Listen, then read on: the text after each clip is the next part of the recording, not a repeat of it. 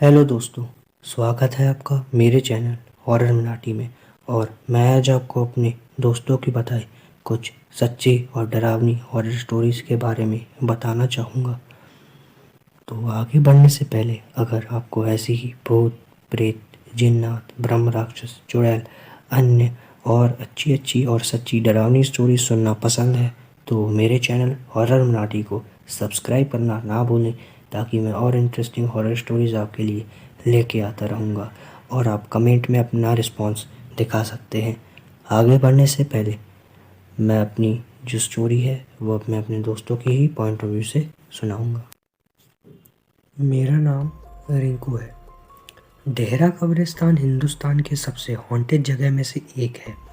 कहते हैं कोई भी रात के 11 बजे के बाद उस कब्रिस्तान के आगे से नहीं जा सकता। उसके अंदर से जाना तो दूर की बात है, कोई उस कब्रिस्तान के आगे भी नहीं जा सकता। इस कब्रिस्तान की दीवारें लगभग 1 किलोमीटर तक फैली हुई हैं और कोई भी रात के 11 बजे के बाद वहाँ से जाता है तो वो जिंदा नहीं बचता। कहते हैं वहाँ जितनी भी बुरी शक्तियाँ हैं उनकी वो दीवारें एक सीमा है, मतलब कोई भी बुरी शक्ति उस कब्रिस्तान की दीवारों से आगे नहीं जा सकती। अगर कोई भी रात के 11 बजे के बाद वहाँ से जाता है तो उस बुरी शक्ति उसे उस कब्रिस्तान की सीमा तक ही मर सकती है, ना तो उसे पहले ना तो उसके बाद। आज की जो कहानी है वो डेहरा कब्रिस्तान के पास ही गांव में रहने वाले मुकेश के साथ हुई थी। अभी ये कहानी उन्हीं के शब्दों में बताता हूँ। मेरा नाम मुकेश है। मैं टांगा चलाने वाला हूँ। टांगा एक प्रकार की गाड़ी है जिसमें एक घोड़ा जोता हुआ जाता है। वो रविवार का दिन था, शाम के 7 बजे थे और मैं अपने घर पर ही था। तभी वहाँ राजू आया। राजू हमारे गांव का तो नहीं था, पर उसे कुछ खेत हमारे गांव में थे, जिसके कारण वो यहाँ आते रहता था। राजू ने मेरे पास आकर कहा कि उसकी घास उसके खेत में कटी रखी है और उसकी घास को उसके घर तक छोड़ना था। उसका गांव हमारे गांव से लगभग 5 या 6 किलोमीटर की दूरी पर ही होगा। मैंने भी हाँ बोल दिया और यह सोचा कि रात के 11 बजे से पहले तो आ ही जाऊंगा। मैं आज भी जाता पर घास लोड करने में काफ़ी समय लग गया, इसलिए मुझे राजू के गांव पूछने में ही 10 बज गए थे और घास टांगे के नीचे रखने में भी काफ़ी समय लग गया था। और इसकी वजह से राजू मुझे बार बार अपने ही घर में रुकने के लिए बोल रहा था, क्योंकि उसके गांव में हमारे गांव बस एक रास्ता था जो उसी डेहरा कब्रिस्तान के आगे से होकर जाता था। एक बार का तो मेरा दिल भी राजू की बात मान जाने को कह रहा था, पर मैं घर नहीं गया तो मेरे घर वाले परेशान हो जाते। मेरे पास कोई फ़ोन भी नहीं था और न मेरे घर वालों के पास। मेरे घर में मेरे 2 छोटे छोटे बच्चे, मेरी बीवी और एक माता पिता थे। मुझे उन सब की चिंता आने लगी थी और मजबूरी में मुझे वहाँ जाना ही पड़ा। अब मैं उसी कब्रिस्तान के पास आ गया। मैंने अपनी घाटी में समय देखा तो रात के 11 बज चुके थे। पहले तो मैंने लौट जाने का सोचा, फिर मैंने किसी तरह हिम्मत करी और आगे बढ़ा। मैं अभी कुछ ही आगे गया था, तभी मुझे ऐसा लगा कोई मेरी टांगे पर आकर बैठ गया हो। मैंने एकदम से पीछे मुड़कर देखा, पर वहाँ कोई नहीं था, पर मुझे अभी भी यह लग रहा था कि कोई मेरे पीछे बैठा हो। फिर जब मैं थोड़ा और आगे बढ़ा तो मेरे टांगे में जैसे वज़न बढ़ गया हो। मैं जैसे जैसे आगे बढ़ता जा रहा था, टांगे में वज़न उतना ही बढ़े जा रहा था। अब पीछे इतना वज़न हो गया था कि मेरा टांगा आगे से थोड़ा थोड़ा उठने लगा था। मेरा घोड़ा भी अब लंगड़ा लंगड़ा के चलने लगा था। मैं अब समझ गया था कि वो इसमें आ गए हैं और अब शायद मैं नहीं बच पाऊँगा। फिर मुझे अपनी मम्मी की एक बात याद आई। उन्होंने मुझे बताया था कि यह भूत और आत्मा आग से थोड़ा डरते हैं। तभी मैंने अपने जेब में रखी बीड़ी निकाली और मैं बीड़ी पीने लगा। जैसे ही मेरी एक बीड़ी ख़त्म होती, मैं दूसरी बीड़ी जला लेता। ऐसा करते करते मैंने पूरी बीड़ी ख़त्म हो गई। टांगे में इतना वज़न हो गया था कि टांगा बहुत धीरे धीरे चल रहा था। इसलिए मैं अभी कब्रिस्तान को आधा भी पार नहीं कर पाया था। सर्दी का समय था, इसलिए मैंने काफ़ी कपड़े पहने थे।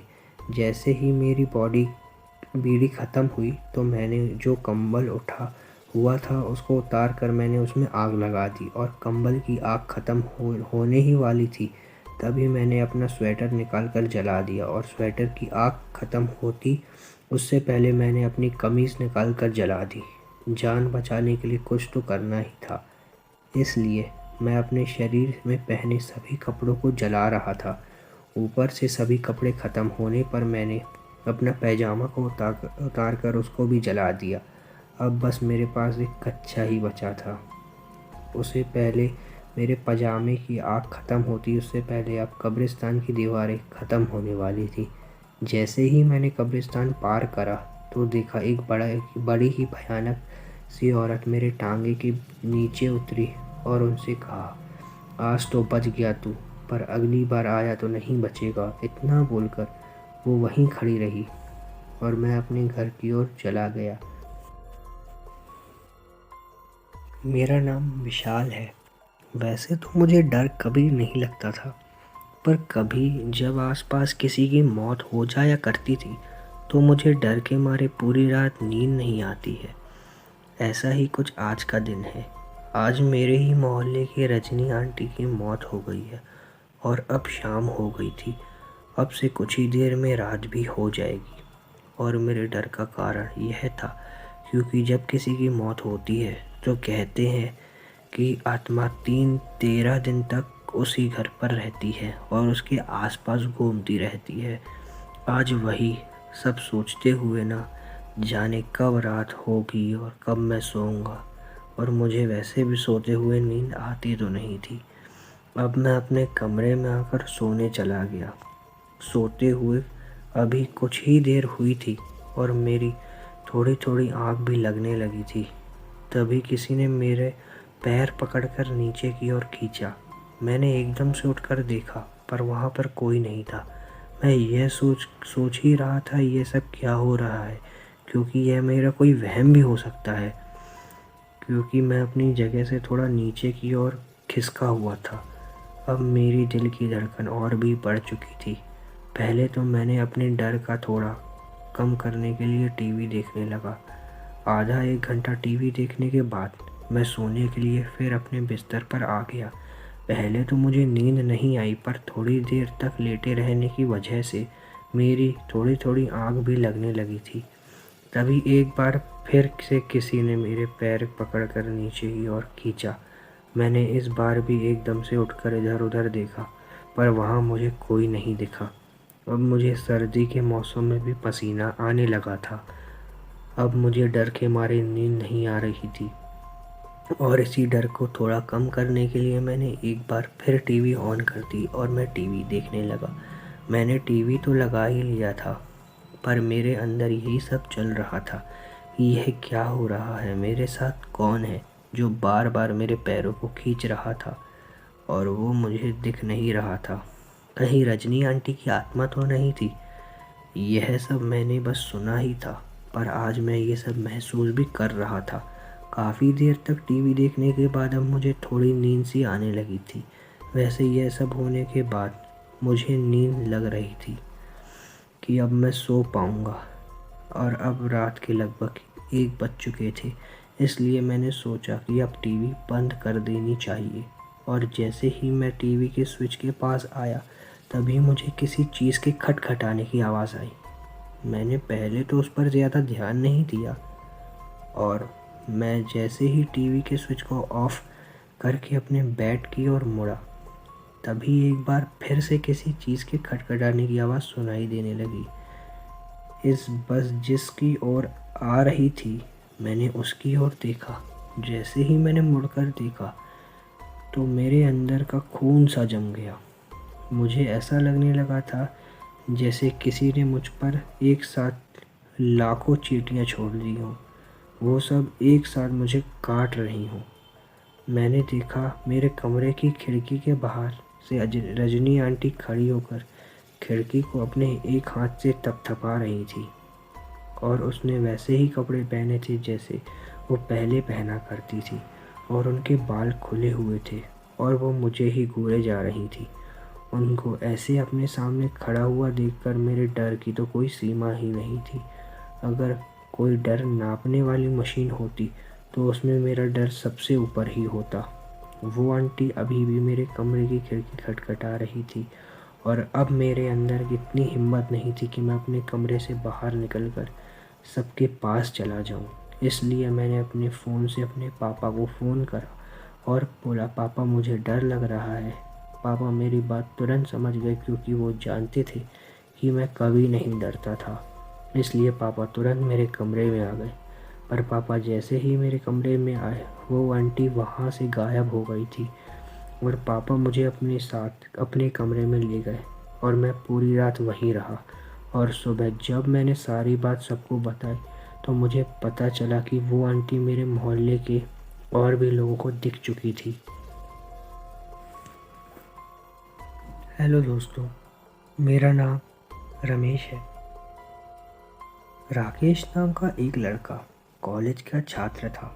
क्रिसमस पर सभी की छुट्टियां हुई, पर राकेश और उसका रूममेट दीपक किसी प्रोजेक्ट पर काम कर रहे थे, तो वो लोग अपने घर नहीं गए।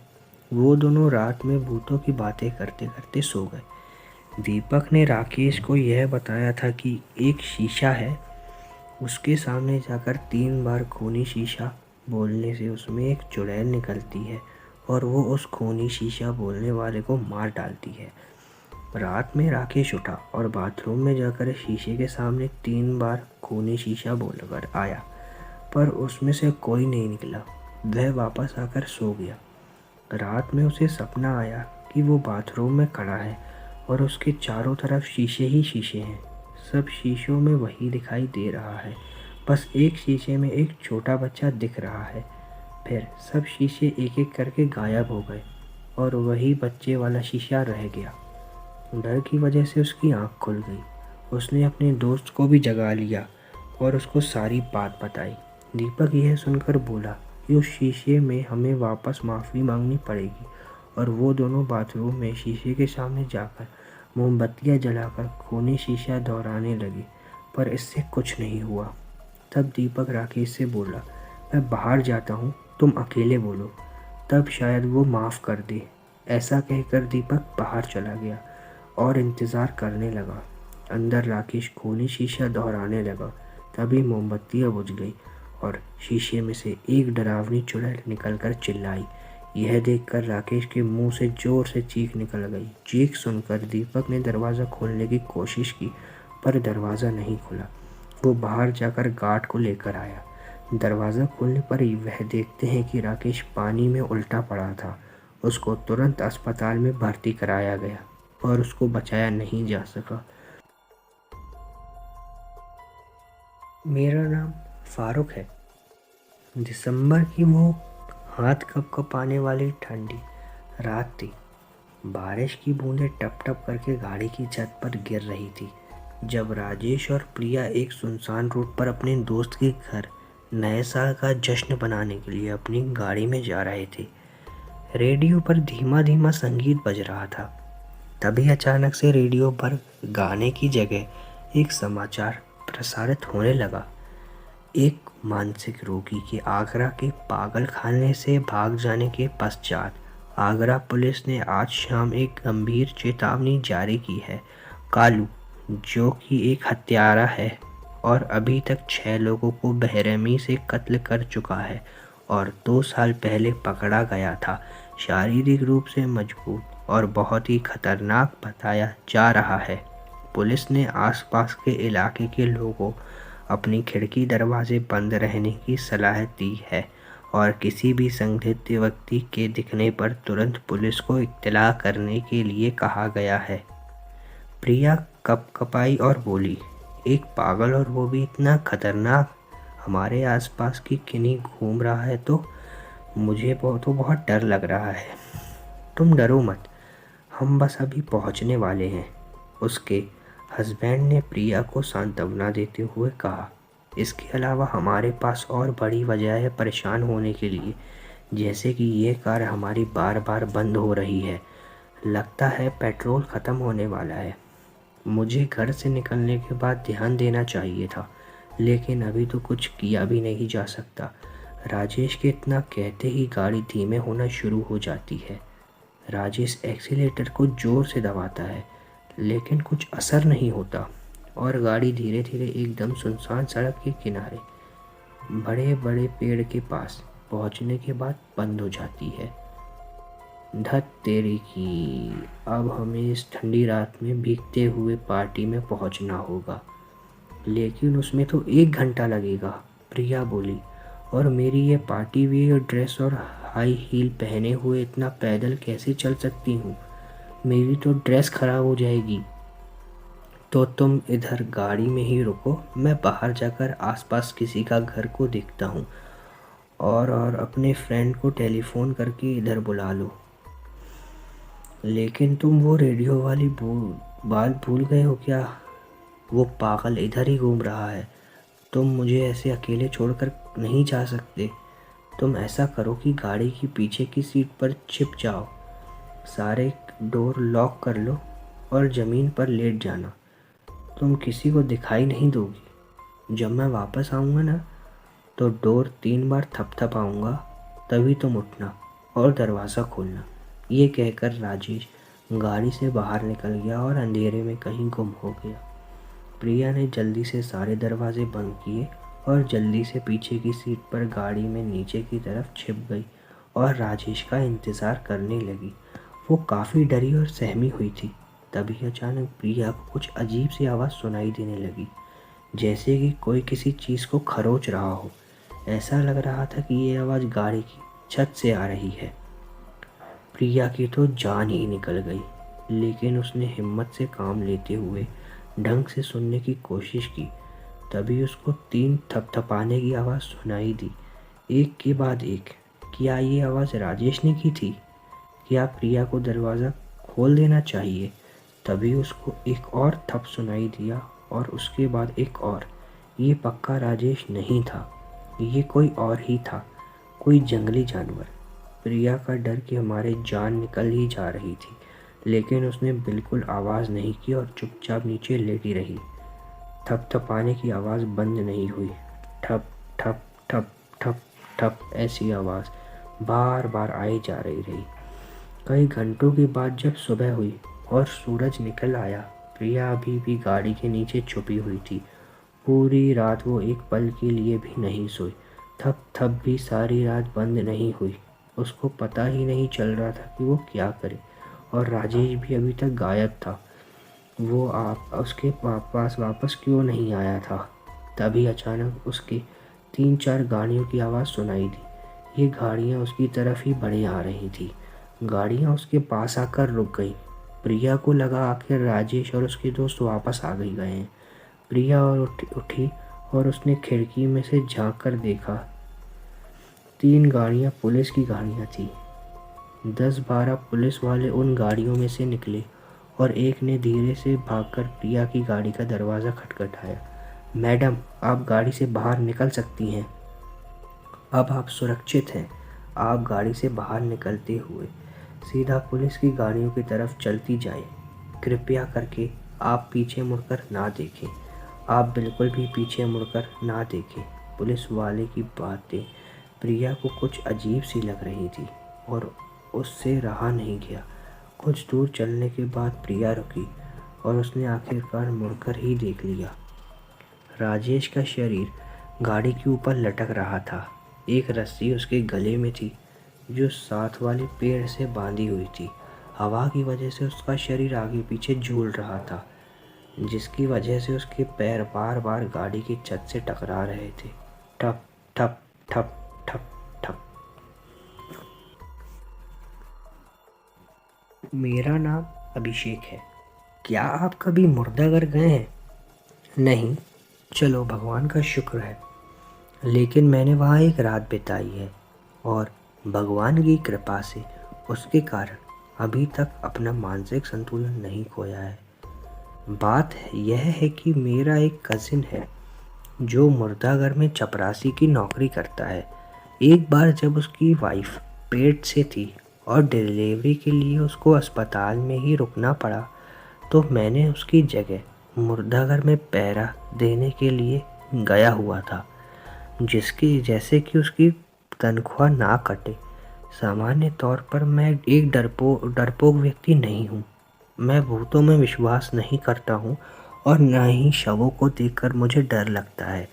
उस रात के 12 बजे पहरा देने के लिए मुझे मुर्दाघर पहुँच गया और लगभग 3 बजे करीब मुझे नींद आने लगी। मैंने फैसला किया कि मैं थोड़ी देर के लिए सो जाता हूँ, लाशें कहीं भागी तो नहीं जा रही। लगभग 1 घंटे बाद मैं एक धीमी आहट सुनकर अचानक जाग गया। सोई हुई हालत में मैंने मुर्दाघर का दरवाज़ा खोला, लेकिन वहाँ कोई नहीं था। मैंने फिर से मुर्दाघर के बाहर अपनी कुर्सी पर बैठ गया। अब तक मेरी नींद पूरी तरह से टूट चुकी थी और मैं यही सोच में डूब गया कि वो आहट कैसे हुई। तभी अचानक से फिर से एक और आहट मुझे सुनाई दी। अब की बार ये आहट लाशों के कमरे से ही आई थी। मैंने अंदर जाकर देखने का फैसला किया। धीमी धीमी आहट अभी भी आ रही थी। मैंने अंदर जाकर बॉक्स को भी पहचान लिया जिसमें से आहट आ रही थी। मुझे यह नहीं पता था कि इस बॉक्स में लाश थी कि यह बॉक्स खाली था, लेकिन मुझे इसे खोलने की कोई विशेष इच्छा नहीं थी। 1 मिनट बाद मैंने फैसला किया और बॉक्स को अपनी ओर खींच लिया। खटखटाहट तुरंत बंद हो गई और एक आदमी की लाश मुझे उस बॉक्स में दिखाई दी। जल्दी से पैर पटकते हुए मैंने बॉक्स को बंद किया और मैं अपनी कुर्सी पर लौट आया। जैसे ही मैं अपनी कुर्सी पर बैठा, एक और दस्तक सुनाई दी, अब की बार दूसरे बॉक्स से। मुझे अच्छी तरह से याद है, मैंने दौड़कर सारे बॉक्स खोल दिए। दस्तक फिर से एक और जगह से आई। उसके बाद फिर मैं अपनी जगह बेहोश होकर गिर गया। मैं सुबह उठा और मुझे लगा कि मेरा भाई मेरे कंधे को हिला रहा है। मैंने उसे कुछ नहीं कहा। मुझे डर था कि वो मुझ पर हंसेगा। उसे लगा कि मैं पूरी रात सो रहा था।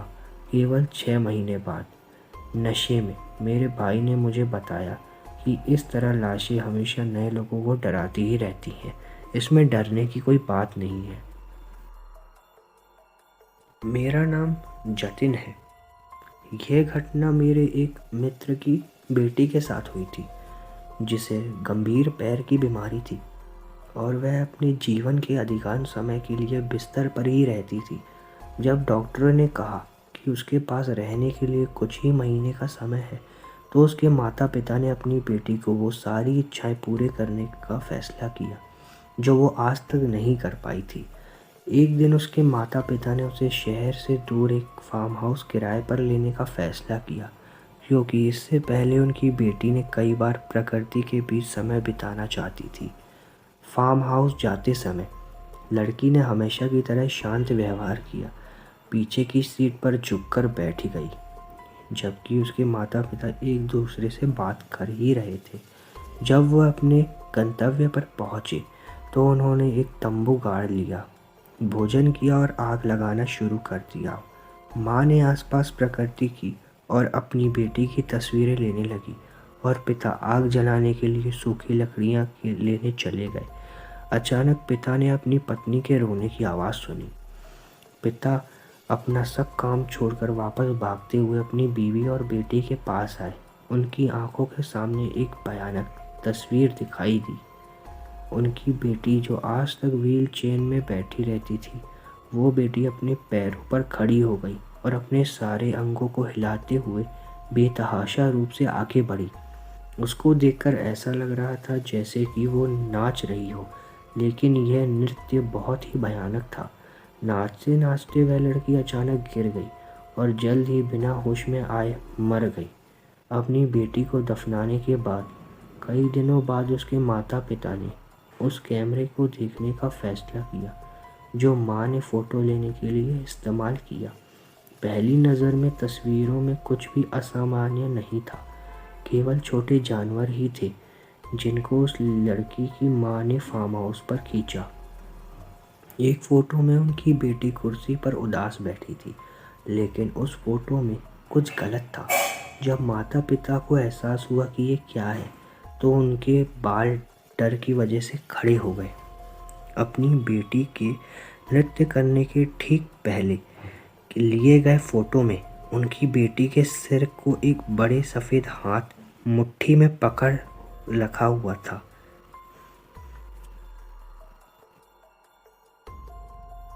हेलो दोस्तों, मेरा नाम राज है और यह कहानी मेरे एक दोस्त के साथ हुई थी। राहुल एक मेरा दोस्त जिसको कॉल सेंटर में सफाई कर्मचारी की नौकरी मिल गई। उसका काम रात की शिफ्ट में सफाई और देखरेख का था। राहुल के साथ साथ उसी कंपनी में मनोज भी यही काम करता था। एक रात राहुल और मनोज कार्यालय परिसर में पुरुषों के टॉयलेट की सफाई कर रहे थे। अचानक राहुल ने एक जोरदार चीख सुनी जो कहीं बहुत करीब से सुनी थी। राहुल गलियारों में भागकर गया और उसने महसूस किया कि चीख महिला टॉयलेट की तरफ से आ रही थी। उसने जोर से दरवाज़ा खोला और अंदर देखा। एक युवती कमरे में कोने में छिपकर बैठी रो रही थी और अपने फटे कपड़ों को हाथों से ढक रही थी। तुम ठीक तो हो ना? राहुल ने पूछा। कोई शौचालय में है, वह चिल्ला रही है। उसने मुझे पकड़ने की कोशिश की।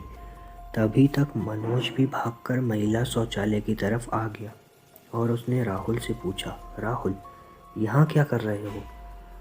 उस वक्त शौचालय में सभी नल अपने आप खुल गए और सिंक में पानी भरना शुरू हो गया। महिला तो जैसे पागल ही हो गई। चीखते हुए वह बाहर निकलने के लिए दौड़ी और भागती ही चली गई। राहुल उसके पीछे जाना चाहता था, लेकिन उसने देखा कि शौचालय में मौजूद एक दरवाज़ा अभी भी बंद था। वह उसके पास गया और दरवाजे के नीचे झांक कर देखा, लेकिन उसे कोई पैर नज़र नहीं आया। मनोज चिल्लाते हुए बोला, राहुल मुझे बताओ, तुम यहाँ क्या कर रहे हो? जवाब दिए बिना राहुल ने धीरे से दरवाज़ा खोला। खुलते ही वह धीरे से चीखा। दरवाजे के पीछे कोई नहीं था।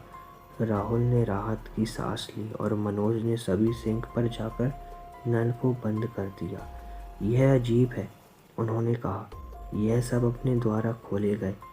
बहुत अजीब। मैंने इस जगह के बारे में कुछ कहानियाँ सुनी हैं, मनोज ने सोच समझकर कहा।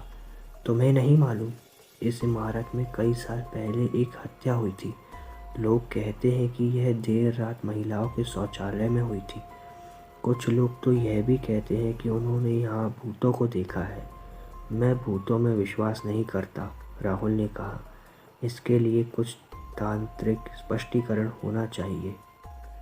लेकिन जो कुछ भी था, उसने महिला को बहुत ही ज़्यादा डरा दिया था। किसको? मनोज हैरान था। अरे वही महिला जो चिल्लाते भागी थी, तुमने उसे देखा नहीं था क्या? मनोज ने चुपके से कहा। महिला?